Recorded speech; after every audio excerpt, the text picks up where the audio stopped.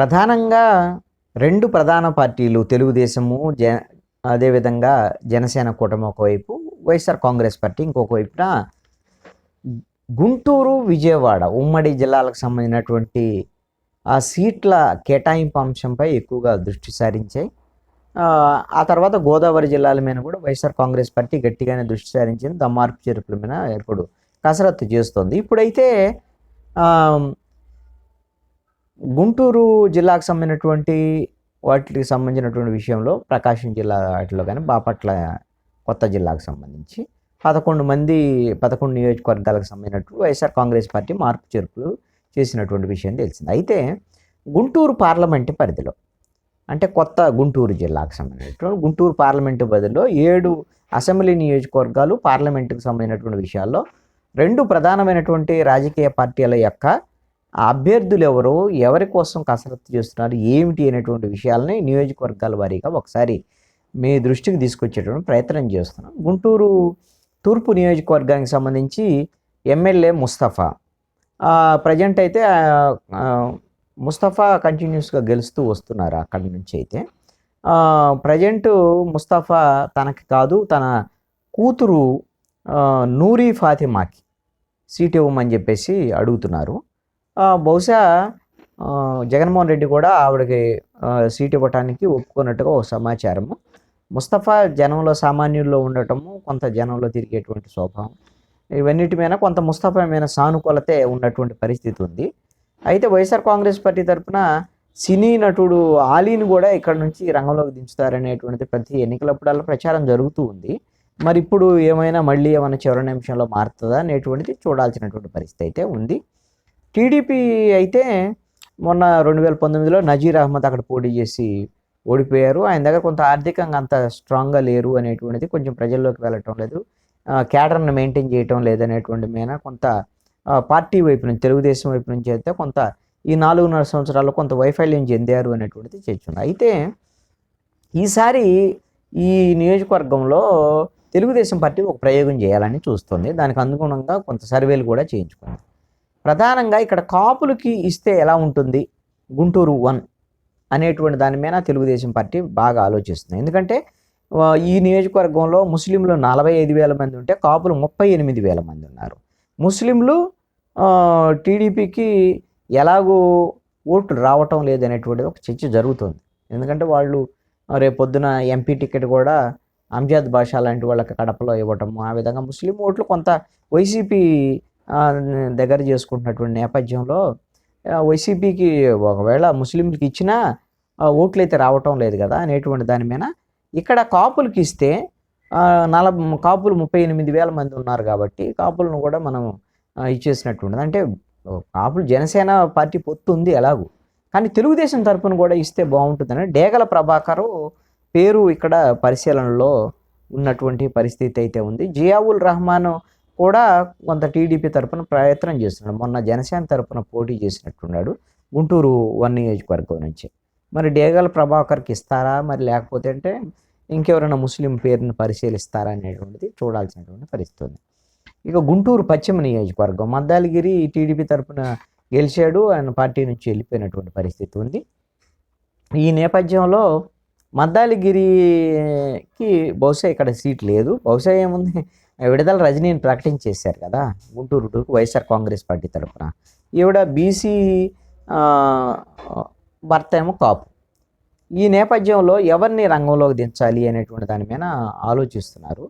అయితే ఇక్కడ మద్దాలగిరికి అవకాశాలు ఉండొచ్చు. తెనాలిలో 25,000 మంది ఆర్య వయసులు ఉన్నారు, పొన్నూరులో 23,000 మంది ఉన్నారు. కాబట్టి మద్దాలగిరి పేరు ఆ 2 నియోజకవర్గాలు ఎక్కడో చోట పరిశీలించడానికి అవకాశం ఉంది. వైశ్య కమ్యూనిటీ నుంచి మరి వెల్లంపల్లి శ్రీనివాస్కి ఇక్కడ టికెట్ లేదు అనేటువంటి చర్చ జరుగుతున్న నేపథ్యంలో గుంటూరు, ప్రకాశం, కృష్ణా జిల్లాల్లో ప్రతి నియోజకవర్గంలో దాదాపుగా 15,000 సగటున వాళ్ళ ఓట్లు ఉంటాయి, వైశ్య ఓట్లు. కాబట్టి వాళ్ళకి టికెట్ ఇవ్వటం అనేది కంపల్సరీ ఈ 3 నియోజకవర్గాలు. ఒకవేళ అక్కడ వెల్లంపల్లికి ఇవ్వకపోతే మద్దాలగిరికి వేరే చోట ఇవ్వచ్చు అనేటువంటి దాన్ని. ఇప్పుడు టీడీపీ మరి విడుదల రజని మాజీ మంత్రి కూడా ఇప్పుడు ప్రజెంట్ ఆవిడగానే వస్తే మరి ఇక్కడ ఎవరిని తీసుకురావాలి అనేటువంటి దాని మీద టీడీపీకి సంబంధించినటువంటి విషయంలో చాలా పేర్లు అయితే పెద్ద లిస్టే ఉంది. ఎందుకోసమనంటే తెనాల్లో తెనాలి సందర్భం వచ్చినప్పుడు తెనాలి ఆల్రెడీ జనసేనకు కేటాయించడం అనేటువంటిది ఇప్పటికే దాదాపుగా జరిగిపోయినట్టే. ఎందుకంటే పవన్ కళ్యాణ్ నాదెండ్ల మనోహర్ పేరు ప్రకటించేశాడు. కాబట్టి అక్కడ మాజీ మంత్రిగా ఉన్నటువంటి మాజీ ఎమ్మెల్యే ఆలపాటి రాజా ఇప్పుడు గుంటూరు 2లో ఆయన పేరు సీరియస్గా పరిశీలనలో ఉంది. ఆ తర్వాత కోవెలమూడి నరేంద్ర ఆయన నాని అలియాస్ నాని, భాష్యం ప్రవీణ్. ఈ భాష్యం ప్రవీణ్ చాలా చోట్ల వస్తూ ఉంటాడు, చాలా చోట్ల పరిశీలన. అదేవిధంగా మన్నవ మోహన కృష్ణ, రాయపాటి శైలజ, రాయపాటి వాళ్ళ కుటుంబం నుంచి, రాయపాటి శ్రీనివాస్ వాళ్ళ కోడలు. ఈ వీళ్ళ పేర్లన్నీ కూడా పరిశీలన. వీళ్ళతో పాటుగా ఒకవేళ ఇక్కడికైనా కాపులకి ఇవ్వాల్సి వస్తే ఇక్కడ కూడా డేగల ప్రభాకర్ పేరు పరిశీలన ఉంది. అదేవిధంగా తులసి చరణ్, ఇతను జనసేన పార్టీకి సంబంధించినటువంటి తులసి రామచంద్ర ప్రభు వాళ్ళ ఫ్యామిలీకి సంబంధించినట్టు. ఒకవేళ జనసేన నుంచి తెలుగుదేశంలోకి తీసుకొని అతనికి ఇవ్వచ్చు అనేది. ఉగ్గిర సీతారామయ్య పేరు కూడా ఇక్కడ పరిశీలనలో ఉన్నట్టుగా ఒక సమాచారం అయితే ఉంది. ఒకవేళ ఇప్పుడు అక్కడ బీసీ క్యాండిడేట్ని వాళ్ళు రంగంలోకి దించారు కాబట్టి రజనీని వైసీపీ వాళ్ళు, డాక్టర్ శేషయ్య అని ప్రజా వైద్యశాల గుంటూరు, ఈయనైతే బాగానే ఉంటుంది బీసీ అనేటువంటి దాని మీద కూడా ఒక చర్చ జరుగుతోంది. అయితే తాటికొండకు సంబంధించి, తాటికొండ నియోజకవర్గం రాజధాని పరిధిలో తాటికొండ మేకతోటి సుచరిత మాజీ మంత్రికి ఇప్పుడు ఇక్కడ పత్తిపాడు నుంచి ఇక్కడికి పంపించారు వైఎస్ఆర్ కాంగ్రెస్ పార్టీ వాళ్ళు. ఇక్కడ తెనాలి శ్రవణ్ కుమారే పేరే ప్రధానంగా పరిశీలనలో ఉంది తెలుగుదేశం పార్టీ నుంచి. బహుశా చంద్రబాబు నాయుడు కూడా తెనాలి శ్రవణ్ కుమార్కే ఫైనల్ చేస్తాను. 2019లో ఆయన ఓడిపోయారు, 14లో గెలిచారు, 2009లో కూడా ఓడిపోయారు, 3 సార్లు పోటీ చేశారు.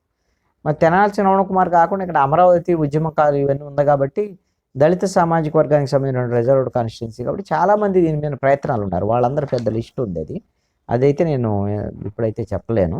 తెనాలి శ్రవణ్ కుమార్ పేరే గట్టి పరిశీలనలో ఉన్నటువంటి పరిస్థితి అయితే ఇక్కడ ఉంది. ఇక పత్తిపాడు నియోజకవర్గం, ఇది కూడా ఎస్సీ రిజర్వ్డ్ నియోజకవర్గమే. బాలసాని కిరణ్ కుమారు, ఇతను విజయవాడ కార్పొరేటర్ వాళ్ళ కుమారుడు, వ్యాపారవేత్త ఇక్కడ విజయవాడలో. ఇతని పేరుని జగన్మోహన్ రెడ్డి ఆల్రెడీ ప్రకటించేశాడు. సుచరిత అని తాటికొండకు పంపారు కాబట్టి. ఇక్కడ మరి రామాంజనేయులు తెలుగుదేశం పార్టీ వచ్చింది, రిటైర్డ్ ఐఏఎస్. ఈయన పేరు కూడా దాదాపుగా ప్రకటించేశారు ఆల్రెడీ. ఇన్ఛార్జ్ కింద తెలుగుదేశం రిటైర్డ్ ఐఏఎస్ రామాంజనేయులను ప్రకటించింది. దీని మీద ఇతని మీద కొంత వ్యతిరేకత అవి ఉన్నప్పటికీ కూడా తెలుగుదేశం అయితే మాత్రం ఆయన క్యాండిడేచరే కంప్లీట్ చేసేటువంటి ఆలోచనలో ఉంది, కొనసాగించాలని. జనసేన కూడా ఇక్కడ మాకు సీటు కావాలనేటువంటి దాని మీద 3 ఎస్సీ రిజర్వ్డ్ ఉన్నాయి కదా ఉమ్మడి గుంటూరు జిల్లాలో, ఒకటి మాకు ఇస్తే బాగుంటుంది, కాపులు ఎక్కువ ఉన్నారు కదా అని జనసేన కూడా ఒక ప్రతిపాదన పెట్టబోతుంది. మరి ఏం తెలుగుదేశం ఏం చేస్తో చూడాలి. ఇన్ఛార్జిని అయితే ఆల్రెడీ ప్రకటించింది రామాంజనేయుల్ని. ఇక పొన్నూరు నియోజకవర్గం, కిలారి వెంకటరోసే ఎమ్మెల్యే, కాపు సామాజిక వర్గం నుంచి. బహుశా ఈయనైతే ఓడిపోతాడని ఐపాక్ సర్వే ఇచ్చింది. ఈయనకి బహుశా టికెట్ లేదు అనేటువంటి దాదాపుగా తేల్చేశారు. ఇవి అయితే ఇంకా ప్రకటించాల్సి ఉంది కొత్త వాళ్ళు ఎవరనేది. రావి వెంకటరమణ ఎక్స్ఎమ్మెల్యే, ఈయన కమ్మ సామాజిక వర్గానికి సంబంధించి.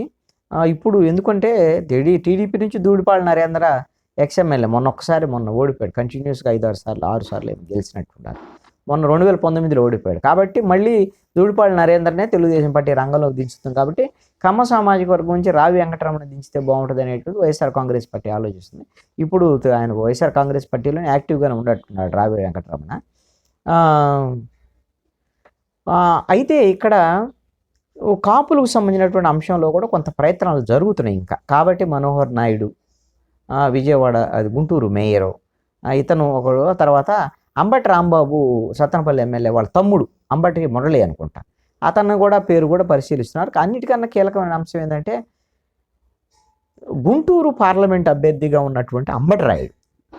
ప్రజెంట్ అయితే అంబటి రాయుడు పేరే సీరియస్గా గుంటూరు పార్లమెంట్ దాంట్లో పరిశీలనలో ఉంది.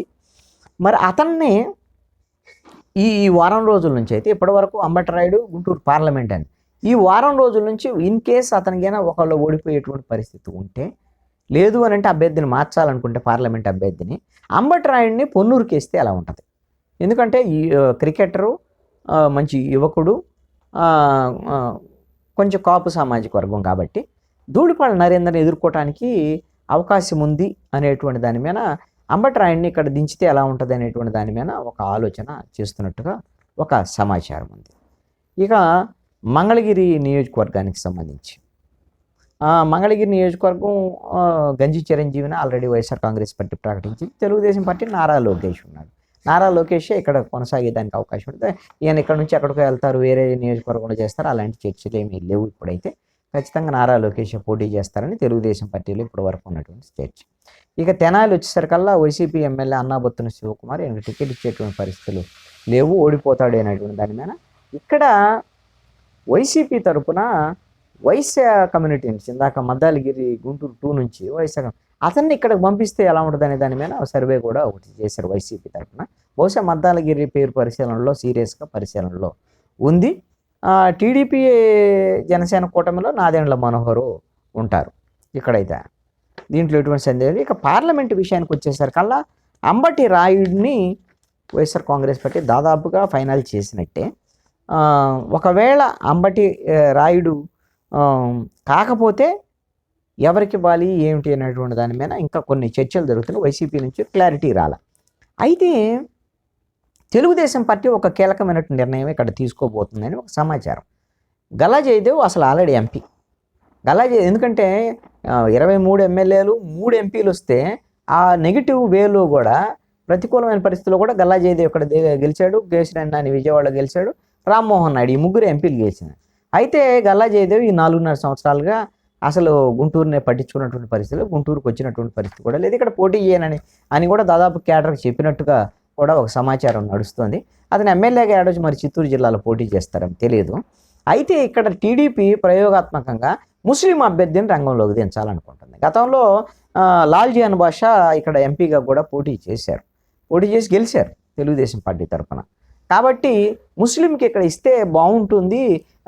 కొంత ముస్లిం, ఎందుకంటే ముస్లిం ఓట్ల కోసం వైఎస్ఆర్ కాంగ్రెస్ పార్టీ వాళ్ళతో ఉన్నటువంటి ఓట్లు నిలుపుకోవడం కోసం గట్టి ప్రయత్నం చేస్తుంది. అంజద్ బాషా వాళ్ళని ఎంపీగా నిలబెట్టడం ఇట్లాంటి చాలా ప్రయత్నాల్లో ఉన్నారు. కాబట్టి ఇప్పుడు ఎలాగూ గుంటూరు 1 కూడా ముస్లింలకు ఇవ్వకుండా కాపులకు ఇవ్వాలని ఆలోచన చేస్తుంది. కాబట్టి తెలుగుదేశం ఇక్కడ ఎంపీగా ముస్లిం అభ్యర్థికి ఇస్తే బాగుంటుంది అనేది. ఆ ముస్లిం అభ్యర్థి ఎవరు ఏంటి, కొంచెం మరి డబ్బులు గట్టిగా పెట్టగలిగినటువంటి కావాలి కదా, దాని మీద పరిశీలన జరుపుతున్నట్టు ఒక సమాచారం. పార్లమెంటు పరిధిలో కానీ మనం ఒకసారి గమనిస్తే ఎవరు ఓట్లు అధికంగా ఉన్నాయనేటు కాపులు 2.5 లక్షలు ఉన్నారు. ఎలాగో జనసేనతో పొత్తుంది కాబట్టి తెలుగుదేశం పార్టీకి కొంత వాళ్ళకి కలిసి వచ్చేటువంటి అంశం. కమ్మ సామాజిక వర్గానికి 2,35,000 మంది 35,000 మంది ఉన్నారు. ఈ 2 కాంబినేషన్ అంటే దాదాపుగా ఈ పార్లమెంట్లో గట్టి కాంబినేషన్ కింద ముస్లింలు 2,10,000 మంది ఉన్నారు. కాబట్టి ముస్లింకి ఇక్కడ ఎంపీకి ఇచ్చారనుకోండి, ఇది అదనంగా ఉపయోగపడేటువంటి అంశంగా ఉంది. ఇది గుంటూరు పార్లమెంటుకు సంబంధించినటువంటి 7 అసెంబ్లీ నియోజకవర్గాలు, గుంటూరు కొత్త జిల్లాకు సంబంధించినటువంటి ప్రస్తుత పరిస్థితులు.